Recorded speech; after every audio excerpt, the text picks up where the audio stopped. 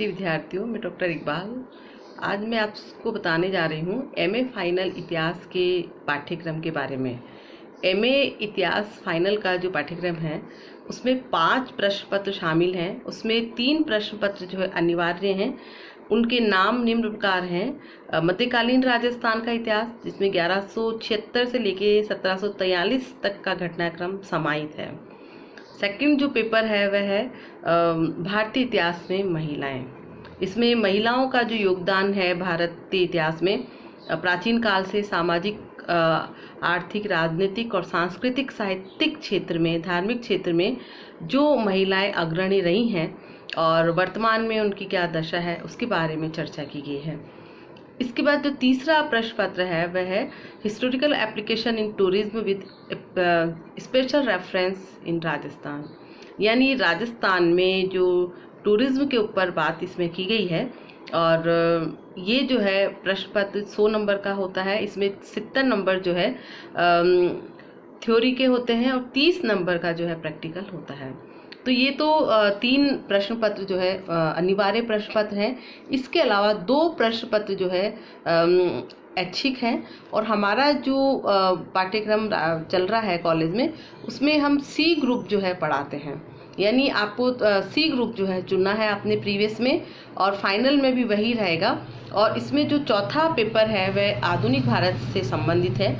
आपने 2 प्रश्न पत्र प्रीवियस में पढ़े हैं और शेष जो भाग है आधुनिक भारत के इतिहास का, वो जो है इस चौथे और 5वें प्रश्न पत्र में शामिल किया गया है, जिसमें 1919 से लेके 1964 तक का जो इतिहास आपका सम्मिलित है। और इसके सिलेबस के बारे में जहाँ तक मैं आपको बताऊँ, जो आपका पेपर है हिस्ट्री ऑफ इंडिया 1919 से 1964 ईस्वी, और इसमें 5 इकाइयों में ये सिलेबस बटा हुआ है।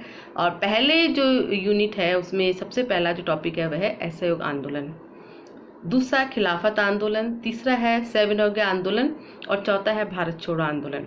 यानी राष्ट्रीय आंदोलन से जुड़े हुए जो 4 प्रमुख आंदोलन हैं वह इसमें शामिल किए गए हैं।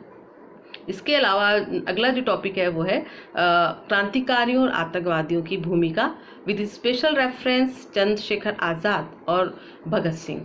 यानी राष्ट्रीय आंदोलन में क्रांतिकारियों और आतंकवादियों की भूमिका क्या रही, और ख़ास तौर पर हमें बताना है चंद्रशेखर आज़ाद और भगत सिंह के बारे में कि उनके सिद्धांत क्या थे, उनकी विचारधारा क्या थी, उनका कार्य पद्धति क्या थी, और जो है उन्होंने कौन कौन से प्रमुख जो है घटनाओं को अंजाम दिया।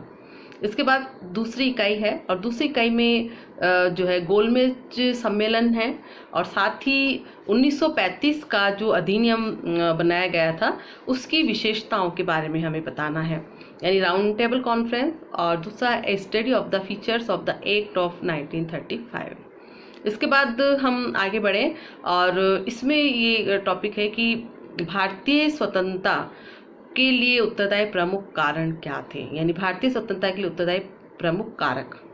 इसके बाद में आता है कॉन्स्टिट्यूशन ऑफ इंडिया, यानी भारतीय संविधान, main features of the constitution, यानी भारतीय संविधान का निर्माण किस प्रकार हुआ, कब हुआ, कौन कौन सी समितियां बनी, और खास तौर पर ये कि भारतीय संविधान की प्रमुख विशेषताएं क्या है, जो आप जो है बीए में पढ़ चुके हैं। इसके बाद तीसरी इकाई है, और तीसरी इकाई का जो पहला टॉपिक है वह है अली ब्रदर्स एंड मौलाना आज़ाद। अली बंधु, मौलाना आज़ाद, ये 2 चीज़ें आपके हैं। इसमें अली बंधु जो है मोहम्मद अली और शौकत अली नाम के जो है नेता थे, जिन्होंने खिलाफत आंदोलन में और राष्ट्रीय आंदोलन में भूमिका निभाई। तो वह क्या रोल उनका था ये हमें बताना है। साथ ही मौलाना आज़ाद जो कि एक शिक्षाविद थे और स्वतंत्र भारत के शिक्षा मंत्री रहे, और राष्ट्रीय आंदोलन में इनकी महत्वपूर्ण भूमिका रही। गांधी जी के प्रमुख अनुयायियों में ये गिने जाते हैं। तो मौलाना आज़ाद जो है उनकी राष्ट्रवादिता क्या थी, उन्होंने कौन कौन से आंदोलन में भाग लिया, और राष्ट्रीय कांग्रेस के वे सबसे लंबे समय तक अध्यक्ष भी रहे, और उन्होंने जो है आज़ाद भारत में शिक्षा मंत्री के रूप में कार्य किया। और जो अनेक शिक्षण संस्थान हैं, चाहे यूजीसी हो या और बहुत सारे जो है टेक्निकल इंस्टीट्यूशंस हैं, उन सब की स्थापना उन्हीं के द्वारा की गई थी। तो उनका राष्ट्रीय आंदोलन में क्या रोल रहा, क्या भूमिका रही, हम उसकी बात इसमें करेंगे। इसके बाद चौथा जो है आगे टॉपिक हम पढ़े सेकंड, वो है कम्युनल अवार्ड, यानी सांप्रदायिक पंचाट, जो कि 1932 में पारित किया गया था। इसके बाद हम बात करें कि विभाजन में जिन्ना की भूमिका क्या रही।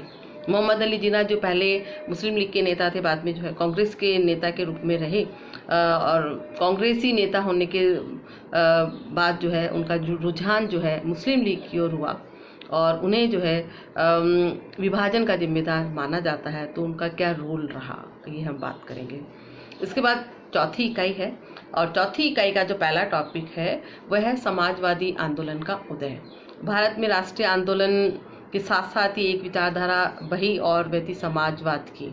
तो समाजवादी विचारधारा का उदय किस प्रकार हुआ, इसके प्रमुख नेता कौन कौन थे, तो उसमें जवाहरलाल नेहरू, सुभाष चंद्र बोस, आचार्य नरेंद्र देव और जयप्रकाश नारायण के नाम शामिल हैं। तो इन चारों व्यक्तित्वों का समाजवाद के उदय में क्या रोल रहा और इन्होंने क्या क्या कार्य इसके अंतर्गत किए, ये बात इसमें की जाएगी। अगला जो हमारा टॉपिक है वह है टेररिस्ट एंड अदर रिवोल्यूशनरीज, यानी आतंकवादी और क्रांतिकारी। यानी जो पहला फेज था क्रांतिकारी आंदोलन, जिसे आतंकवादी अंग्रेजों के द्वारा कहा गया, उसके भी 2 चरण हैं। तो पहला फेज आपने प्रीवियस में पढ़ा भी होगा और इसमें भी हम 2 बार बात कर रहे हैं, एक बार चंद्रशेखर आज़ाद और भगत सिंह। उसके बाद जो शेष है, खासतौर पर सुभाष चंद्र बोस के नेतृत्व में जो घटनाक्रम हुआ, आज़ाद हिंद फौज का गठन हुआ, उसकी बात इसमें होगी।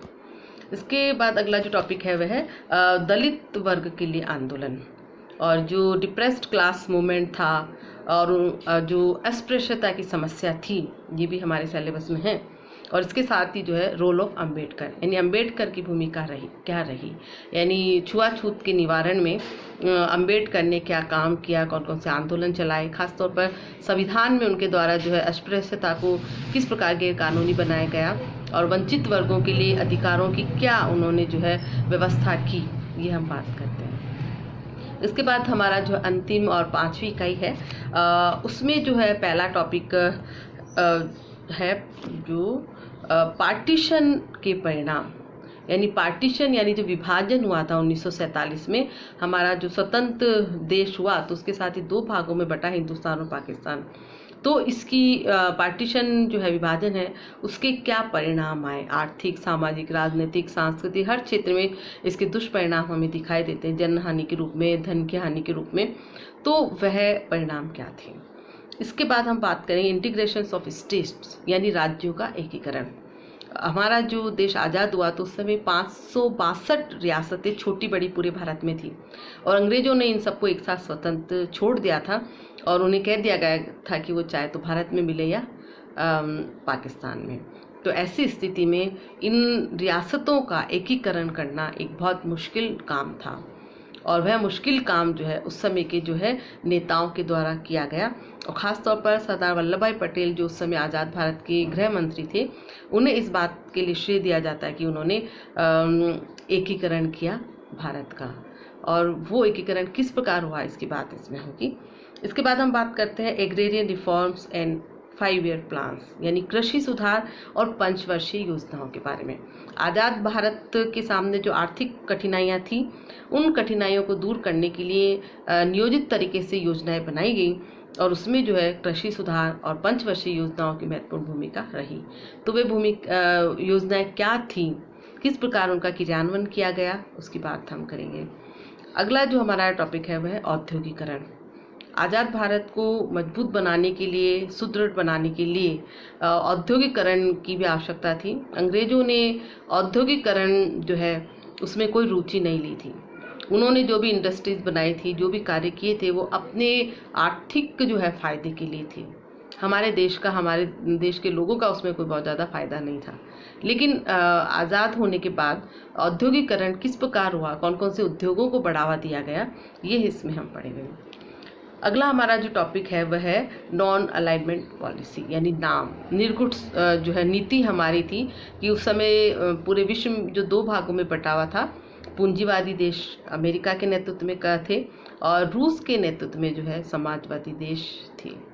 तो हमने जो है बीच का रास्ता अपनाया था। स्वतंत्र भारत के जो प्रथम प्रधानमंत्री थे पंडित जवाहरलाल नेहरू, उन्होंने जो है दोनों गुटों से अलग रहकर अपनी जो है निरपेक्ष नीति अपनाई थी। तो वह नीति क्या थी, उनके साथी कौन थे और उनकी विचारधारा क्या थी। इसके बाद में पंचशील का सिद्धांत क्या है, ये इसमें पंचशील का सिद्धांत हमारे सिलेबस में है। इसके बाद हम बात करते हैं इंडो चाइना और इंडो पाक रिलेशंस की, यानी भारत और चाइना के संबंध क्या रहे और साथ ही भारत और पाकिस्तान के संबंध इस पीरियड में क्या रहे, यानी 1919 से लेकर 1964 तक का जो हमारा पाठ्यक्रम है उसके अंतर्गत जो है क्या संबंध रहे, कितने युद्ध दोनों देशों के बीच में हुए, क्या विदेश नीतियाँ रही, उसके परिणाम क्या रहे, उनका जो है पूरा अध्ययन इसके अंतर्गत किया जाएगा।